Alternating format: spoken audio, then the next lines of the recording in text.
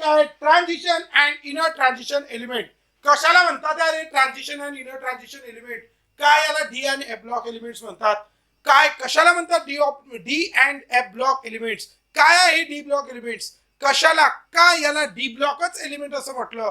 सोबत सोबत आपण त्या ऍटम कसा राहतो, ऍटमच्या सेंटर मध्ये काय राहते, या सगळ्या गोष्टीचं बेसिक तसंच आज आपण बघणार आहे. इथे कोणते एलिमेंट्स आहे from scandium to zinc, that is from 21 to 30, along with त्यांचे इलेक्ट्रॉनिक कॉन्फिगरेशन कसं लिहितात आणि इलेक्ट्रॉनिक कॉन्फिगरेशन सोबत सोबत का हाफ फील्ड आणि फुल field electronic configuration more stable असतं आणि त्याच्या सोबत सोबत कशाला म्हणतात एक्सपेक्टेड आणि ऑब्झर्व्ड इलेक्ट्रॉनिक कॉन्फिगरेशन, या सगळ्या गोष्टीची इन्फॉर्मेशन आजच्या या व्हिडिओमध्ये आपल्याला मिळणार आहे. तो सुरुवात करूया आजच्या टॉपिकला.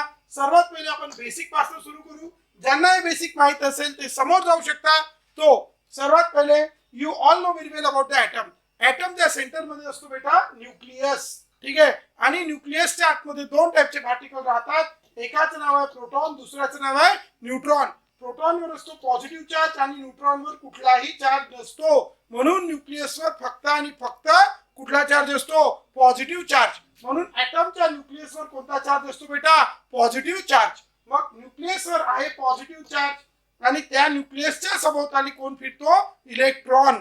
आणि हा जो इलेक्ट्रॉन फिरतो कुठे फिरतो? Around the nucleus. तो जो ज्याच्यात फिरतो त्याला म्हणतो आपण शेल्स. कुठल्या शेल्स आहे? के एल एम एन, या काय आहे? शेल्स. आणि या शेल्सचे नंबर आहे. जी सर्वात पहिली आहे न्यूक्लियसच्या बाजूची पहिली त्याला म्हणतो first shell, second shell, third shell आणि फोर्थ शेल. आता ह्या ज्या वेगवेगळ्या शेल्स आहेत, जसं हा पर्टिक्युलर ॲटम आहे याच्यामध्ये आपल्याला दिसतो 4 शेल आहे. म्हणून ही फोर्थ नंबरची जी शेल आहे ही झाली सर्वात बाहेरची शेल. सर्वात बाहेरच्या शेलला म्हणतात कोणची शेल? Outer most shell. लक्षात ठेवायचं आहे, सर्वात बाहेरच्या शेलला कोणती शेल म्हणायची? Outermost shell. आणि आउटर मोस्ट शेलला डिनोट करतात स्मॉल एन. तुम्ही म्हणाल इथे एन आहे म्हणून एन, असं नाही. कोणची शेल असो जी सर्वात बाहेरची असते तिला कोणती शेल म्हणतात? Outermost shell. आणि तिला डिनोट करतात स्मॉल एन ने. मग आता त्याच्या आतमधली जर ही आउटर मोस्ट आहे तर त्याच्या आतमधली ही जी शेल आहे त्याचा नंबर आउटर मोस्ट शेलच्या नंबर पेक्षा कितीने कमी असतो? 1 ने. तसं याचा नंबर 4 आहे. 4 मधून जर 1 मायनस केला तर किती राहते? 3. ते आपलं मॅथ्स तर चांगलं आहे, बरोबर. 4 मधून 1 मायनस केला मग या शेलचा नंबर येते. म्हणून या शेलला आउटर मोस्ट शेल कशाने डिनोट करतो? एन. त्याच्यातून किती मायनस करायचा? 1. म्हणून हिचा नंबर काय राहील? n-1. मग हा कोणाचा नंबर झाला? पेन अल्टिमेट शेलचा, बरोबर. या शेलचं नाव आहे पेन अल्टिमेट शेल. कोणत्या शेलला पेन अल्टिमेट म्हणायचं? आउटर मोस्ट शेलच्या आतमधली जी शेल आहे तिचं नाव आहे पेन अल्टिमेट शेल. आणि त्याच्याही आतमधली जी शेल असते आउटर मोस्ट शेलच्या आतमधली n-1, तर आउटर मोस्ट शेलच्या आतमधलीचं नाव काय राहील? n-2. म्हणून तिचं नाव आहे काय? And pen ultimate shell. लक्षात ठेवायचं आहे कोणती शेल आहे ही? And pen ultimate shell. ANT and pen ultimate shell. आणि हिचा नंबर राहील n-2. अशा प्रकारे आपल्याकडे वेगवेगळ्या शेल्स आहेत.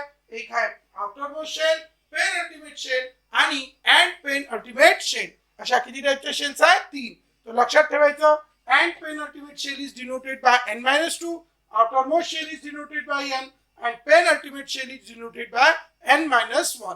आता या वेगवेगळ्या शेल्स आहेत. आताच आपण बघितलं कुठल्याही ॲटम मध्ये जेवढे प्रोटॉन असतो तेवढाच त्याचा ॲटॉमिक नंबर असतो. म्हणून ॲटॉमिक नंबरला आपण कशाने डिनोट करतो? Z. तो जेवढा त्याचा ॲटॉमिक नंबर तेवढेच त्याच्या न्यूक्लियसच्या आतमध्ये काय असतात? प्रोटॉन. म्हणून त्याला आपण डिनोट केलं P. आणि जेवढे प्रोटॉन असतात तेवढेच मग त्याच्या न्यूक्लियसवर काय राहील? Positive charge. कारण न्यूक्लियसवर कोणता चार्ज आहे? न्यूक्लियसवर पॉझिटिव्ह चार्ज. हा कोणामुळे आहे? प्रोटॉन्समुळे. म्हणून त्याच्यावर जेवढे प्रोटॉन्स तेवढेच त्याच्या न्यूक्लियसवर पॉझिटिव्ह चार्ज. आणि आपल्याला माहिती आहे जेवढे प्रोटॉन असतो तेवढेच त्याच्या आतमध्ये कोण असतात? इलेक्ट्रॉन. म्हणून त्याच्यावर जेवढे पॉझिटिव्ह चार्ज तेवढेच त्याच्यात इलेक्ट्रॉन. म्हणून जर मी म्हटलं जसं सोडियम ॲटम आहे तर सोडियमचा ॲटॉमिक नंबर किती आहे? 11. तर त्याच्यात प्रोटॉन पण किती राहील? 11. इलेक्ट्रॉन पण किती राहील? 11. आणि त्याच्या न्यूक्लियसवर पॉझिटिव्ह चार्ज पण किती राहील? 11. ठीक आहे.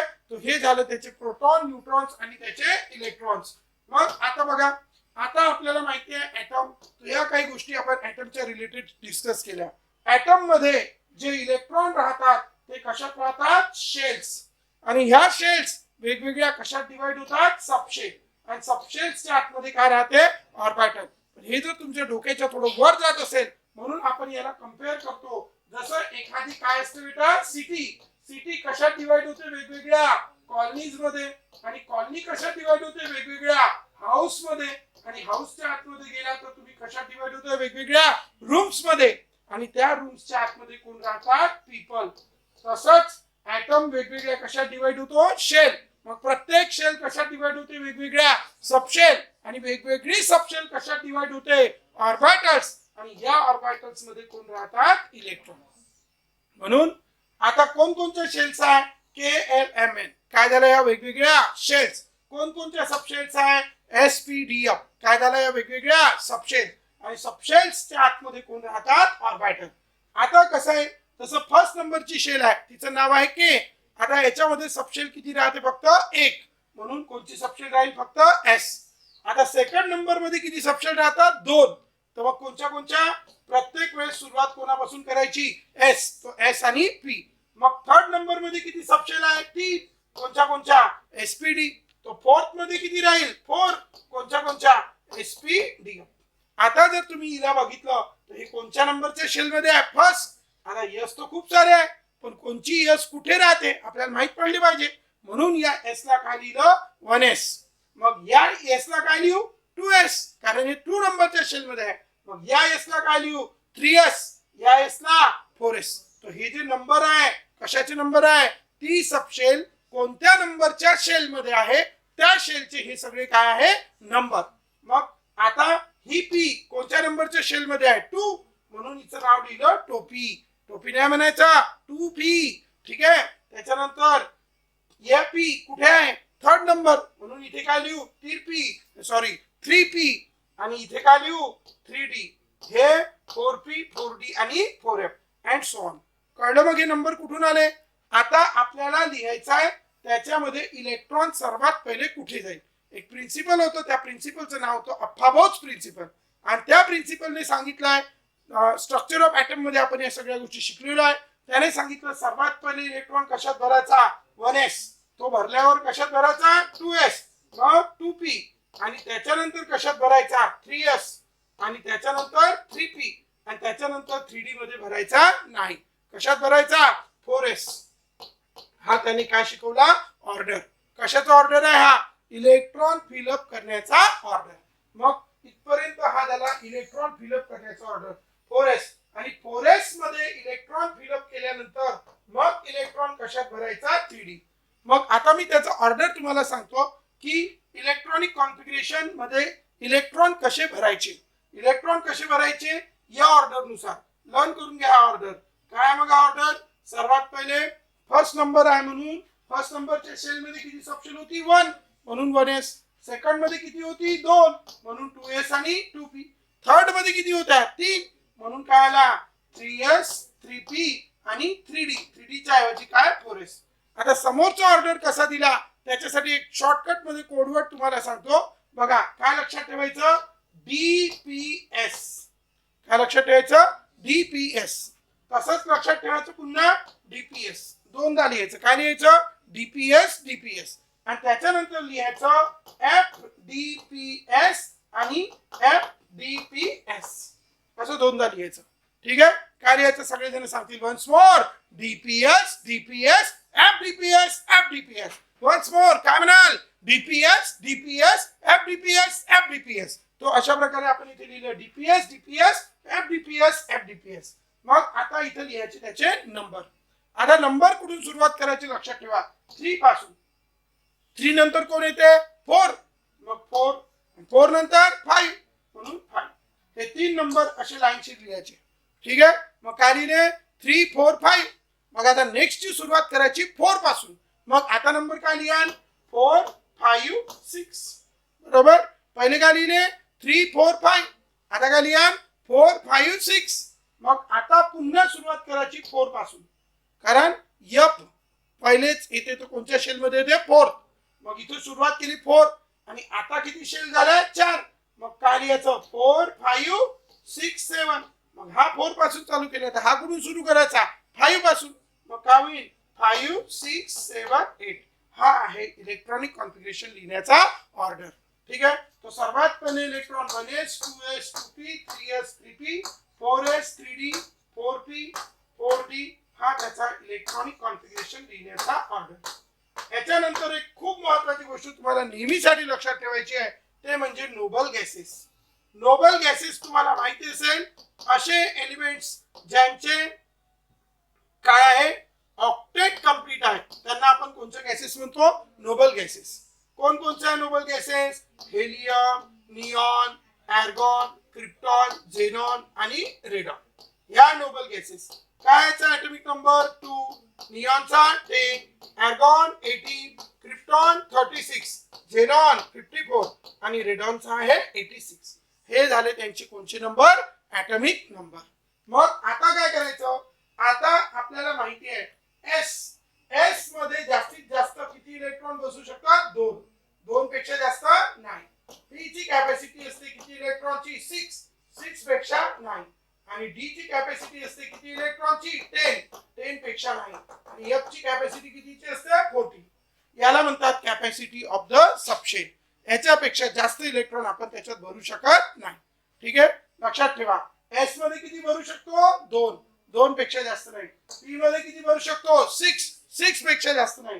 डी मध्ये किती भरू शकतो 10 पेक्षा जास्त नाही आणि एफ मध्ये किती भरू शकतो 14 पेक्षा जास्त नाही.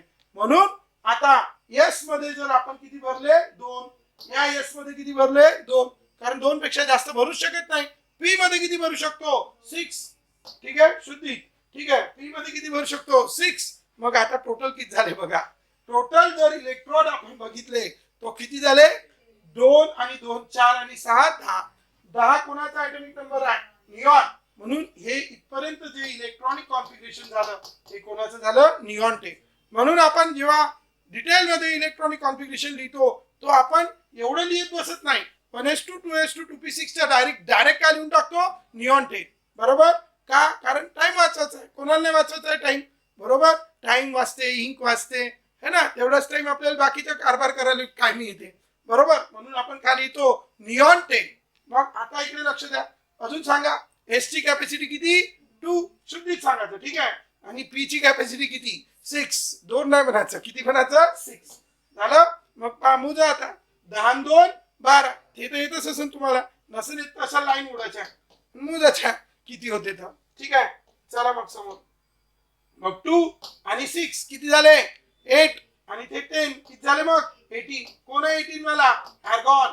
म्हणजे जर एखाद्यामध्ये जर 18 इलेक्ट्रॉन असेल तर एवढं लिहिण्यापेक्षा डायरेक्ट काय लिहून टाकायचं आर्गॉन 18. ठीक आहे मग अजून समोर जायचं मग 18 हा चला एस दिसला तर 2 डी दिसला तर 10 आणि पी दिसला तर 6. मोजा आता इथपर्यंत किती झाले 18 आणि 2 20 20 आणि 10 30 30 आणि 6 36 36 वाला कोण आहे क्रिप्टॉन. जमलं याचं. ठीक आहे हा झाला इथपर्यंत क्रिप्टॉन.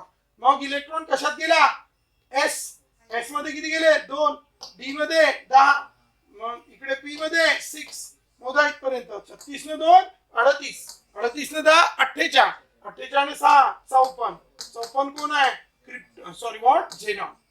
तो हा झाला झेनॉनचा. मग झेनॉन नंतर कोण आहे हा एस मध्ये 2 एफ मध्ये 14 आणि डी मध्ये 10 पी मध्ये 6. मोजा इथपर्यंत किती झाले 54 ने 2 56 56 ने 4 60 10 70 10 80 80 ने 6 86 दॅट इज रेडॉन. ठीक आहे हे झालं त्यांचं इलेक्ट्रॉनिक कॉन्फिगरेशन. ठीक आहे मस्त पिक्चर काढून सॉरी फोटो काढून घ्यायचा याचा. ठीक आहे आणि मस्त लिहून घ्यायचं कळलं. आता आपण समोर चालू. हा झाला इलेक्ट्रॉन भरण्याचा ऑर्डर. कशाचा ऑर्डर भरण्याचा. भरले आपण याच्यात इलेक्ट्रॉन. आता काय करायचं आता कसं आहे ना कोणती गोष्ट आपण करतो तर जशी करतो तशीच वाढत नाही किंवा तशी शो करत नाही. शो करण्याचा ऑर्डर वेगळा भरण्याचा ऑर्डर वेगळा. तो याचा हा भरण्याचा ऑर्डर झाला परंतु शो करण्याचा ऑर्डर रिप्रेझेंट करण्याचा ऑर्डर हा शेल वाईज आहे. जसं भरण्याच्या ऑर्डर मध्ये पहिले कोशात भरला 4s परंतु शो करताना शेल वाईज शो करायचा. शेल वाईज म्हणजे फर्स्ट शेल मध्ये जेवढे आहे पूर्णच्या पूर्ण लिहून घ्यायचे. सेकंड मध्ये जेवढे आहे पूर्ण लिहून घ्यायचे. थर्ड मध्ये जेवढे आहे तेवढे लिहून घ्यायचे. म्हणजे 3s लिहायचे 3p लिहायचे आणि 3d भरून पहिले असं घ्यायचं. स्वयंपाक बनवून घ्यायचा पूर्ण कोणत्या ऑर्डरने बनवला माहित नाही, परंतु सर्व करताना डायरेक्ट पहिले भात चारण का त्यांना नाही, पहिले काय चार लागेल पोळी, बरोबर. म्हणजे हा सर्व करण्याचा काय झाला ऑर्डर. तुम्हाला जर स्वयंपाक कधी जीवनात बनवला असेल तुम्ही, तर पहिले काय करतात, अरे पहिले काय करतात, पहिले भात लावतात. वरण भाताचा काय लावतात कुकर, आणि वरण भाताचा कुकर लावल्यावर मग भाजी करते, आणि भाजी केल्यावर सर्वात शेवटी काय करते पोळ्या, बरोबर. पोळ्याचा नंबर भरताना पोळी कशी बनवताना पोळी कशी बनवली सर्वात शेवट, आणि खाताना पहिले काय खाल्ली पोळी, बरोबर. पहिलेच्या जमान्यात भात काय वाटते पहिले, पण आता पहिले काय खाते पोळी, बरोबर. पहिले पोळीवर भिडते, ठीक आहे. म्हणून तसंच इकडे आहे. तो इथे काय करतात भरून घेतले, पहिले पूर्ण बनवून घेतलं. काय बनवून घेतलं, 3P भरल्यावर कशात भरले 4S, आणि मग उरलेले कशात भरले 3D. परंतु लिहितात जेवढे काय भरले असेल 3D मध्ये, लिहिताना 3P चे 3S चे लिहायचे, 3P चे लिहायचे, उरलेले कशात जे 3D चे भरले होते ते लिहायचे, 4S चे नंतर लिहायचे, कळलं. म्हणून भरण्याचा ऑर्डर वेगळा आणि लिहिण्याचा ऑर्डर वेगळा. म्हणून जर मी आता 21 to 30 या एलिमेंटचं इलेक्ट्रॉनिक कॉन्फिगरेशन जर मला लिहायचं आहे, 21 इलेक्ट्रॉन जर मला लिहायचे आहे, 21 आहे, मग किती झाले 2 to 21, तर तुम्हाला लहानपणी समजते 21 हे आर्गॉन पेक्षा मोठे आहे, बरोबर. म्हणून इथपर्यंत तर भरून घेतले. कोण झाले मग इथपर्यंत सांगा लवकर, आर्गॉन 18, आर्गॉन काय झाले 18 दिसले. मग 18 मग कशात गेले इलेक्ट्रॉन 4S मध्ये किती गेले 2, 18 2 20, मग उरला किती 1, मग 3D मध्ये किती जाईल फक्त 1, बरोबर. मग हे झालं कोणचं आपलं भरले. आता जे काही भरलं त्याला दाखवायचं आहे, आता सर्व करायचं आहे. म्हणून सर्व कसं करा, आर्गॉन 18 गेले, मग कुठपर्यंत गेले आर्गॉन 18 इथपर्यंत. मग आता कोण उरलं 4S आणि 3D. मग पहिले कोणाला लिहू 3D ला की 4S ला, 3D ला रिप्रेझेंट करायचा म्हणून. म्हणून सर्वात पहिले काय लिहिला 3D. किती गेला 3D मध्ये 1, आणि 4S मध्ये किती गेला 2. आता याच्या बादचे जे 22 असेल तो इलेक्ट्रॉन कशात जाईल 3D. कुठपर्यंत जाईल, जोपर्यंत 3D मध्ये किती होत नाही 10 होत नाही तोपर्यंत इलेक्ट्रॉन कशात जात राहील 3D मध्ये. मग आता 22 वाला कुठे जाईल 3D2, 23 वाला कुठे जाईल 3D3, 24 वाला कुठे जाईल 3D4, 25 वाला कुठे जाईल 3D5, आणि असा कुठपर्यंत जाईल 30 पर्यंत 3D10. कळलं. तो 30 पर्यंत 3D10 जात राहील. म्हणून आपण याचं इलेक्ट्रॉनिक कॉन्फिगरेशन कसं लिहू शकतो, how we can write the electronic configuration of the elements, ठीक आहे. तो यांचं आता तुम्ही जर हे सगळे एलिमेंट्स बघितले कुठून कुठपर्यंत 21 पासून 30 वाला जो आहे झिंक, त्याचं काय इन इलेक्ट्रॉनिक कॉन्फिगरेशन बघा. 22 चा पण लास्ट इलेक्ट्रॉन कुठे गेला डी मध्ये, 22 चा जाईल ना 10, बरोबर. मग 23 चा पण डी, 24 चा पण डी, 29 चा पण डी, आणि 30 वाल्याचा पण डी. कारण किती आहे आर्गॉन 18, 3D 10, 4S 2, 18 to 20 10 30, बरोबर. म्हणून हे जे 10 एलिमेंट आहे ह्या सगळ्याचा लास्ट इलेक्ट्रॉन कोणत्या सबशेल मध्ये चालला डी सबशेल. जनरली आतापर्यंत काय होत होतं, जो काही लास्ट इलेक्ट्रॉन ऍड होत होता तो सर्वात बाहेरच्या शेल मध्ये. यांची सर्वात बाहेरची शेल कोणती होती 4th, बरोबर. पण इलेक्ट्रॉन सर्वात बाहेरच्या शेल मध्ये नाही ऍड होत आहे. कोणत्या शेल मध्ये ऍड होत आहे त्याच्या आतमधली. बाहेरचीला डिनोट केलं होतं एन, तर हे कोणती झाली N-1. नाव काय ठेवलं होतं तिचं पेन अल्टिमेट शेल. म्हणून हे जे 10 एलिमेंट्स आहेत कुठून कुठपर्यंत स्कॅन्डियम टू झिंक, हे असे एलिमेंट्स आहेत ज्यांचा लास्ट इलेक्ट्रॉन कशात एंटर होत आहे डी सबशेल. कशात ऍड होत आहे डी सबशेल. कोणत्या शेलची, आउटर मोस्ट की पेन अल्टिमेट, पेन अल्टिमेट, बरोबर. म्हणून असे एलिमेंट्स कसे, असे ज्यांचा लास्ट इलेक्ट्रॉन कशात एंटर करतो डी सबशेल. कोणाची पेन अल्टिमेट शेलची, कोणाची pen ultimate shell.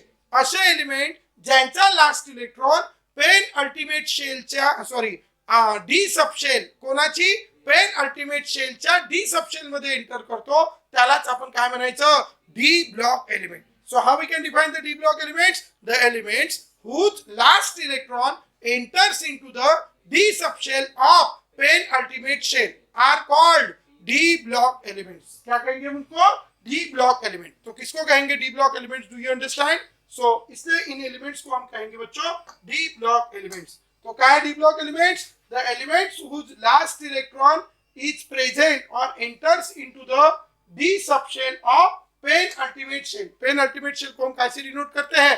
n-1 are called which elements? D block elements. Clear है? अब हम 21 to 30 वाले जो डी ब्लॉक एलिमेंट्स हैं उनका हम देखेंगे इलेक्ट्रॉनिक कॉन्फ़िगरेशन। अभी अभी हमने देखा है क्या स्कैंडियम का इलेक्ट्रॉनिक कॉन्फ़िगरेशन कैसे लिखा था बच्चों? आर्गॉन 18 है ना, उसके बाद 3d1 और 4s2 हो गया। ये किसका इलेक्ट्रॉनिक कॉन्फ़िगरेशन हो गया? आर्गॉन इसका। और ये हमारा एक्सपेक्टेड इलेक्ट्रॉनिक कॉन्फ़िगरेशन है। डी में कितनी ऑर्बिटल रहती? 5 और 4s में कितनी है? 1 बराबर। इसमें कितने इलेक्ट्रॉन है? 2 बराबर। और इसमें कितना है? 1 बराबर। अब क्या होगा? This is the electronic configuration of what we can say scandium. अब टिटेनियम का भी कुछ इसी तरीके से आएगा, है ना, टिटेनियम का आ गया। अब इनका भी कुछ इसी तरीके से आ जाएगा, ठीक है। दिस इज इट्स इलेक्ट्रॉनिक कॉन्फ़िगरेशन। अब these are the electronic configurations of the elements। तो अब हमें थोड़ा सा चेंज करना है इसमें, ठीक है। तो देखते हैं, अब यहाँ पे देखेंगे हम क्या होगा। आर्गॉन 80 3d1 4s2, इसमें क्या आएगा? 3d2 4s2 और ये एक इलेक्ट्रॉन। हंट्स रूल कहता है फर्स्ट फिलर सिंगल सिंगल। मग आता काय होईल? 23 आहे, 18 आणि 2 20, मग उरले किती? 3, मग काय होईल? 3d3 बरोबर। मग इथे काय 24, मग आर्गॉन 80 4s2 3d4 कळलं।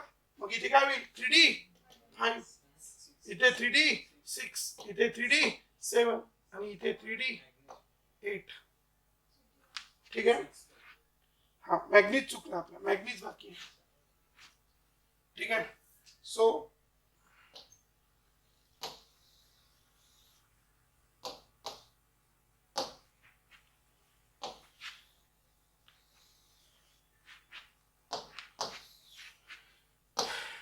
ये यहाँ पे बच गए। क्या होगा ये? 3d5 है ना।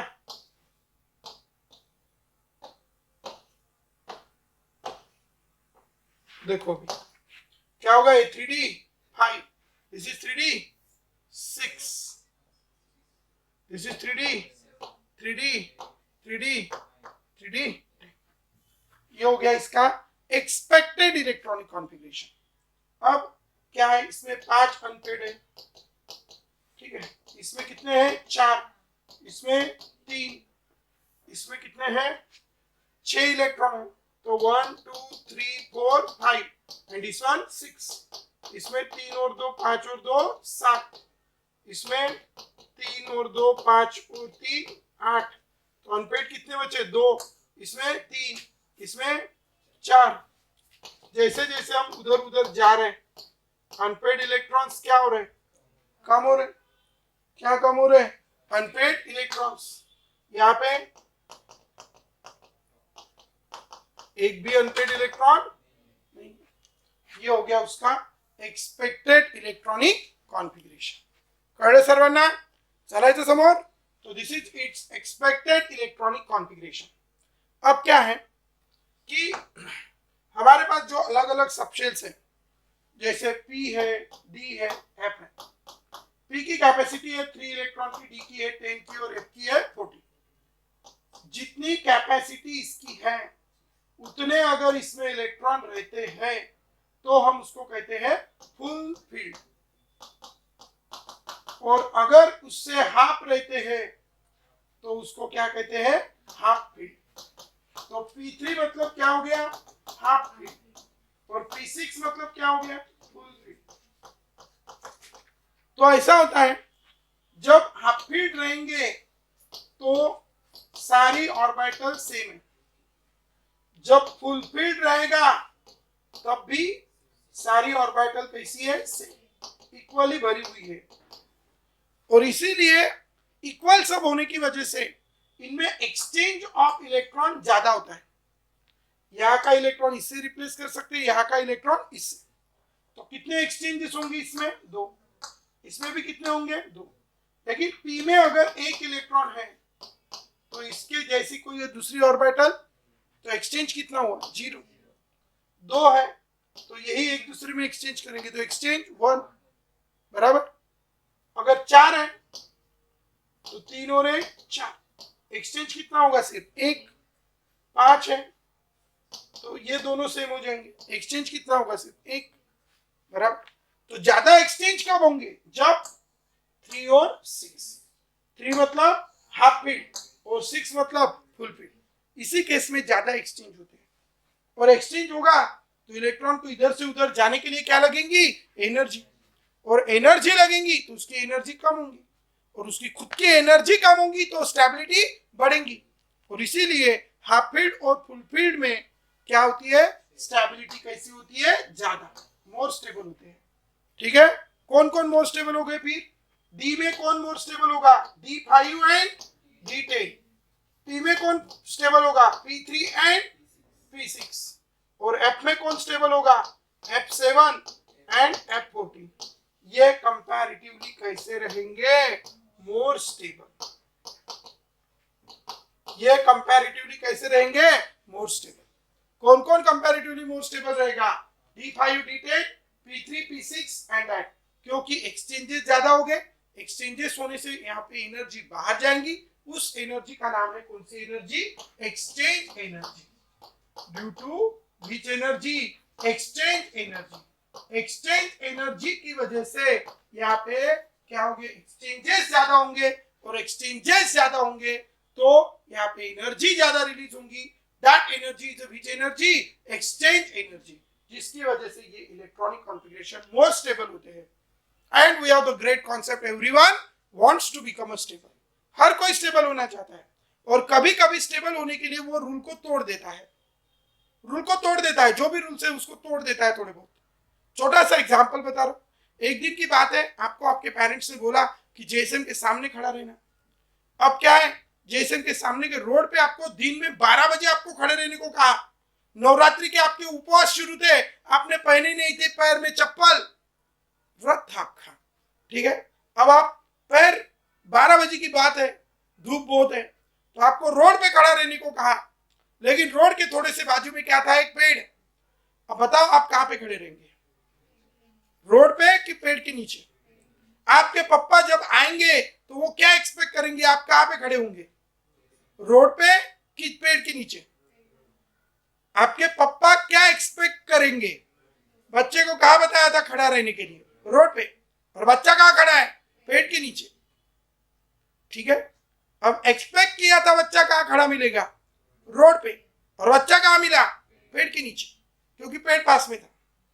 अगर आपको जेएसएम के सामने के रोड पे खड़ा रहा और पेड़ था उधर आर्मी राखी के उधर, तो आप उधर पेड़ के नीचे जाते थे क्या? नहीं, पेड़ पास में था और पेड़ के नीचे स्टेबिलिटी ज्यादा। क्योंकि रोड पे खड़े रहेंगे आपके पैर क्या करेंगे? जल जाएंगे। जल जाएंगे तो आप ऐसे ऐसे ऐसे ऐसे क्या करेंगे? डांस, जिसकी वजह से आप क्या हो जाएंगे? Unstable. But everyone wants to become a stable, है ना? टू बिकम अ स्टेबल, आपने थोड़ा सा रूल को क्या किया? तोड़ दिया। बराबर। Same is the condition here. यहां पे अगर हम देखेंगे जो इलेक्ट्रॉनिक कॉन्फ़िगरेशन हमारे पास है, ये 4s2 3d1 है। पास वाला डी कौन सा स्टेबल है? डी, अभी तो लिख के दिया, D5 D10, है ना?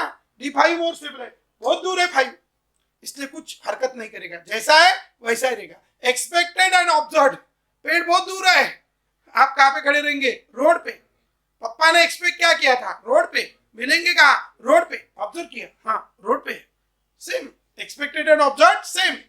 लेकिन अब इसको, ये भी दूर है, ये भी दूर है, लेकिन ये बहुत D4 है। कितने की जरूरत है? सिर्फ एक। तो ये क्या करता? इधर का एक इलेक्ट्रॉन इधर क्या कर लेता? ट्रांसफर, और D4 की जगह हो जाता D5 और 4s में हो जाता 1। End this is it's observed electronic configuration. बाकियों का ऑब्जर्व्ड और एक्सपेक्टेड दोनों कैसा रहता? सेम। लेकिन इसका ऑब्जर्व्ड और एक्सपेक्टेड सेम नहीं रहता। फिर इसमें तो हो ही जाएगा जो है वो। सेम इज द कंडीशन, एक का डिफरेंस वाला। और कौन है? कॉपर। कॉपर में क्या होगा? D9 है, क्या हो जाएगा? D10 और 4s में 1। So this is also observed electronic configuration. तो ये दो एलिमेंट्स आपको बड़े अच्छे से ध्यान में रखना है, जिनका एक्सपेक्टेड और ऑब्जर्व्ड इलेक्ट्रॉनिक कॉन्फ़िगरेशन दोनों कैसा है, सेम नहीं है, डिफरेंट। और बाकी सबका एक्सपेक्टेड और ऑब्जर्व्ड इलेक्ट्रॉनिक कॉन्फ़िगरेशन कैसा है, सेम।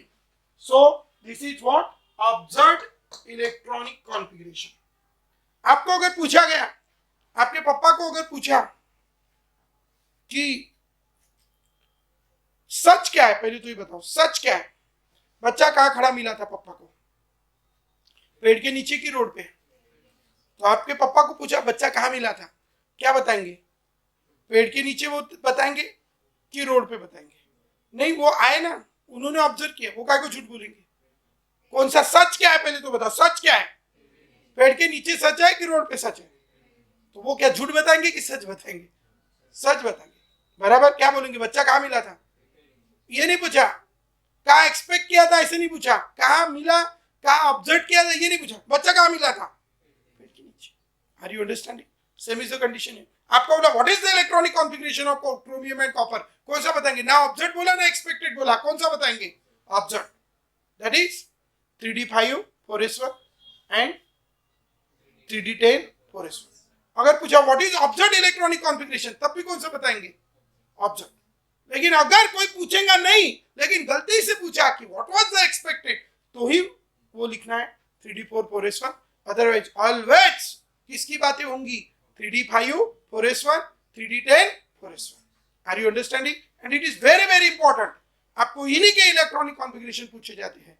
और 2 मार्क का क्वेश्चन भी आता है, व्हाई the electronic configuration of chromium and copper is this, because of half-filled and full-filled electronic configurations are more stable due to which energy?